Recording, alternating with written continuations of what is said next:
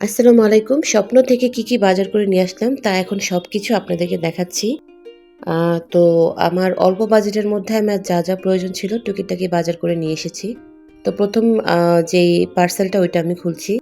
এখানে হচ্ছে এনেছি কিছু বিস্কিট। স্বপ্নতে অবশ্য অনেক অফার চলতেছে। ৩ টা কিনলে ১ টা ফ্রি, ১ টা কিনলে ১ টা ফ্রি এই টাইপের অফার চলছে। তো এখানে আমি বিস্কিটের অফারেই ৪ টা বিস্কিট এনেছি। তারপর হচ্ছে এই যে সালাদের কম্বোটা যেখানে একটা শসা, একটা গাজর, একটা টমেটো, আ লেবু, কাঁচামরিচ, ধনেপাতা সহ মাত্র ৳৫০। এটা আমার কাছে বেশ লাভজনক মনে হয়েছে। কারণ বাইরে একটা গাজরের প্রাইসই হচ্ছে প্রায় ৳৩০ মতো। তারপর হচ্ছে বেগুনের যেই অফারটা ছিল ওইটাও এনেছি। ২ টা বেশ বড় গোল বেগুন আর হচ্ছে আ লম্বা বেগুন একসাথে মাত্র ৳৫০। এই অফারটাও আমার কাছে ভালো লেগেছে। তো এটাও আমি নিয়ে এসেছি এবং এটা আমার কাছে মনে হয়েছে যে এটা একটা লাভজনক ডিল। তো এই ব্যাগে আর আছে হচ্ছে গিয়ে একটা বাটার এনেছি আমি। আর হচ্ছে একটা গ্লিসারিন নিয়ে এসেছি কারণ শীত তো চলে এসেছে। এটাও খুব কম প্রাইসে পেয়েছি। তারপরের প্যাকেটে দেখি কি আছে। এর পরের প্যাকেটেও নিত্য প্রয়োজনীয় কিছু জিনিসই নিয়ে এসেছি। আর মাংস আর মাছটা এই পরের প্যাকেটে আছে। এখন হচ্ছে এখানে আমি পেয়েছি নুডলসটা নিয়ে এসেছি। বাচ্চাদের স্কুলের টিফিনের জন্য তো লাগেই। এরপরে হচ্ছে এই ২ টা কন্টেইনার আমার ভালো লেগেছে। ওইখানে ২ টা কন্টেইনার একসাথে আর এখানে একটা কন্টেইনার। তো এগুলো হচ্ছে খাবার-দাবার রাখার জন্য খুব ভালো কন্টেইনার তাই এই ২ টা নিয়ে আসলাম। আর হচ্ছে এরপরে দেখাচ্ছি আপনাদেরকে সেই ঐতিহাসিক মাংসের অফারটা।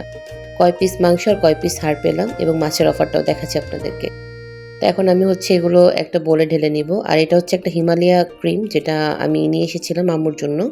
তো এখন হচ্ছে এটা আমি প্যাকেটটা খুলে আপনাদেরকে দেখাচ্ছি। দেখেন এটার প্রাইস পড়েছে ৳৩০০। এখন আমি এটা ওপেন করে দেখাচ্ছি। তো আলু এখানে হচ্ছে বড় একটা আলু দিয়েছে। তারপরে হচ্ছে ছোট ২ টুকরা আলু পেয়েছি। ঠিক আছে? কেটে আবার ছোট ২ টুকরা আলুও দিয়েছে।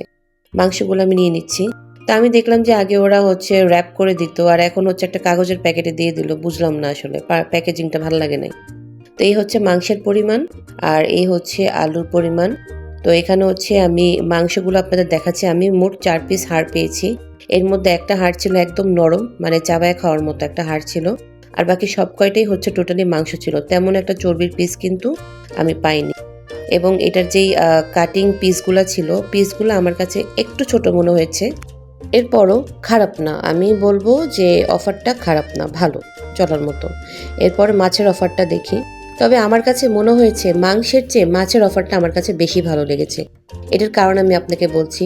বাইরে সাধারণত আপনি যদি হোটেলে ১ পিস মাছ অর্ডার করেন এই সাইজের, তাহলে আপনার কাছে কমসে কম আপনার ৳৭০-৮০ বা ৳৯০ কিন্তু ওরা চার্জ করবে, রান্না করা বলে।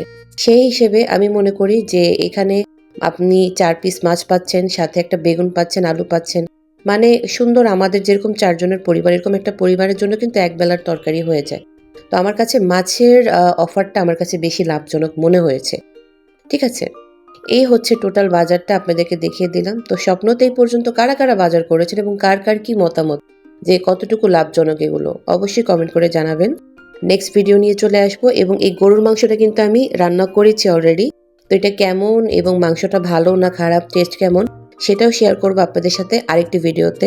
তো সবাই পেজের সাথে থাকবেন। পেজটা লাইক করে দিবেন, ফলো করে দিবেন।